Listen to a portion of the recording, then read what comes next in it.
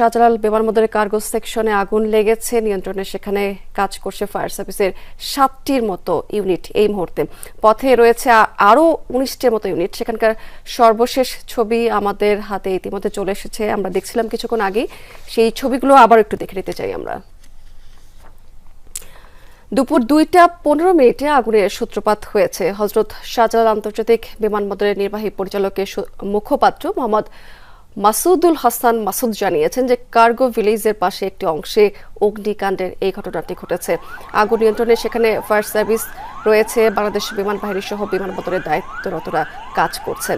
বিমানবন্দরে ফ্লাইট চলাচল স্বাভাবিক রয়েছে বলেও জানানো হয়েছে এখন পর্যন্ত, এবং প্রাথমিকভাবে অগ্নিকাণ্ডের কারণ এবং ক্ষয়ক্ষতির পরিমাণ সম্পর্কে এখনো পর্যন্ত নিশ্চিত হওয়া যায়নি।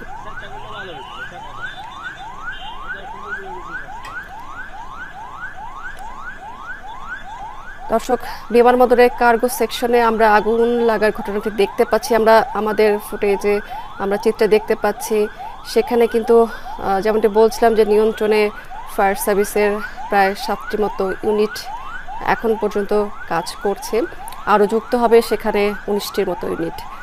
আমরা ছবিতে দেখতে পাচ্ছি আগুনের ভয়াবহতা, এবং সেখানে কার্গো সেকশনে কিন্তু আসলে পণ্য, বিভিন্ন ধরনের পণ্য থাকে সেখানে আমরা দেখতে পাচ্ছি সেখানে। এবং দুপুর 2টা 15 নাগাদ আসলে আগুনের সূত্রপাত হয়েছে, এবং হযরত শাহজালাল আন্তর্জাতিক বিমানবন্দরের নির্বাহী পরিচালক কিন্তু পরিচালকের মুখপাত্র ইতিমধ্যেই কিন্তু আমাদেরকে জানিয়েছেন যে কার্গো ভিলেজের পাশে একটি অংশে অগ্নিকাণ্ডের এই ঘটনাটি ঘটেছে, এবং সেখানে কিন্তু কাজ করছে আগুন নিয়ন্ত্রণে ফায়ার সার্ভিস, বাংলাদেশ বিমান বাহিনী সহ বিমানবন্দরে দায়িত্বরত যারা আছেন তারা কিন্তু সেখানে কাজ করছেন, তারা আপ্রাণ চেষ্টা করছেন।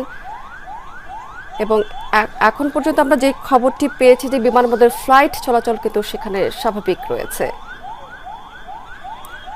তবে অগ্নিকাণ্ডের কারণ এবং ক্ষয়ক্ষতির পরিমাণ সম্পর্কে এখনো পর্যন্ত আসলে আমরা নিশ্চিত হতে পারিনি।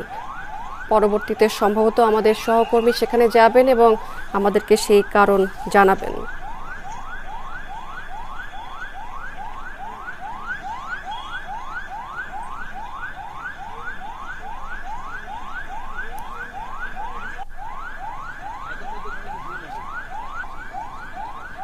অবশ্য আগুনের ব্যাপ্তি আমরা দেখতে পাচ্ছি বেশ ছড়িয়ে পড়েছে